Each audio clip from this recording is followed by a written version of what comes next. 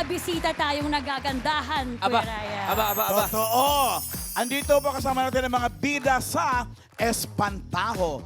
Live on Eat Bulaga, Miss Lorna Tolentino and Miss Julian Santos Agoncillo!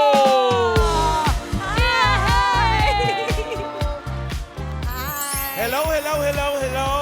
Welcome to Eat Bulaga. Ay, Hi, yes. Judaiski. Layo mo naman. Layo mo. Magandang tanghali po sa inyong lahat. Welcome to Eat Bulaga, Miss LT. Thank you. Miss Judy Magandang Ann, welcome to Eat tanghali. Bulaga. Good afternoon, Mr. Ryan. Good afternoon po, mga Dabber Cats. Bati muna po kayo sa mga Dabber Cats, ate. Mama. Magandang tanghali po sa inyong lahat. Dapper Cats! Merry Christmas, everyone. Konting araw na lang, Pasko na. Oo nga, Totoo. ilang araw na lang. Ano po ang kakantahin nyo ngayon? Espantaho. Kumuha na sarili. Espantaho, ho. Espantaho, ho, ho, ho. Espantajo is your entry to the 50th anniversary of the Metro Manila Film Festival. Pero tungkol saan ba ang Espantajo?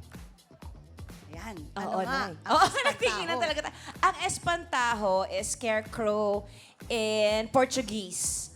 Ah, Scarecrow. Scarecrow siya in Okay. Portuguese. Espantajo. Yung link ng Espantaho sa buong pelikula, malalaman nila syempre pag napanood nila yon. Pero may mga peste kasi ang bawat pamilya dito sa pelikulang ito na nag-uugat doon sa Espantaho. Kalimitan kasi nakikita natin yung scarecrow o yung espantaho sa mga rice field, Sa bukid. diba?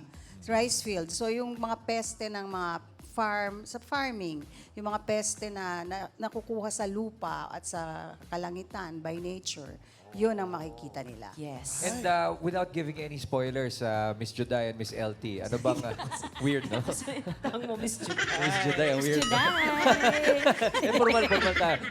Without giving spoilers, what are your roles in this movie? Ako po ang anak ni Miss LT dito. Kami ang talagang, bali second family kami. This is a story of two families. And then, ito yung talagang, pinakita yung deep love and connection ng mga mag-iina. Meron kaming ibang klaseng connection ng nanay ko dito. Mother's Talagang love and Kahit horror, talagang family Yes, movie pa rin family siya movie talaga. talaga siya. And this isn't your first time working with Direk Chito Ronyo, but it's the first time you're working with him in a horror movie, right? Yes. It's my second movie with him. Pero nung first movie namin, batang-bata pa ako, Bob. As in, mas bata pa ako kayo. Huwag mo kong tawagin ba? Mr. Ryan. Malambot ka ba? Nakakakilig naman yan. Pero Miss Juday, Miss Lorna, imbitahan niyo na po ang mga Dabber Cats natin sa Espantajo. Iniimbitahan po namin kayo. Yes, ako pala. Sa December 25, magkita-kita po tayo sa lahat ng mga sinihan at panoorin po natin ang Espantajo. This is directed by Chito Ronyo, written by Chris Martinez, and this is our official entry to the 50th Metro Manila Film Festival. Kasama po namin dito sina Chanda Romero, Janice De Belen, JC Santos, Mon Confiado, Nico Antonio, Donna Carriaga, Kian Co, Archie Adamos, and with Miss Eugene Domingo and Tommy Abuel. Yan. Huling tanong na lang, dahil horror movie, Miss Juday, ano ang mas nakakatakot? pa. Ano mas nakakatakot? Ano mas nakakatakot? Yung Espantajo o yung magmumotor ako sa gabi? Ay, naku po. Yung pagkulang ka sa tulog.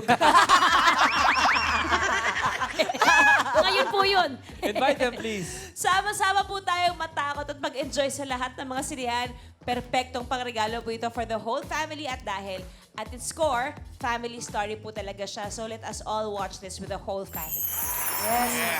Tangkilikin po natin ang pelikulang Pilipino, lahat po ng kalahok sa Metro Manila Film Fest. Tama. Yes. Sumigla sana ulit ang pelikulang Pilipino. Yes. Espantajo, December 25. Mga Dabber Cats, Miss Lorna Tolentino and Miss Julian Santos Thank you. Agoncillo. Maraming salamat. Kiss daw, sabi ni Boss Joey. Kiss!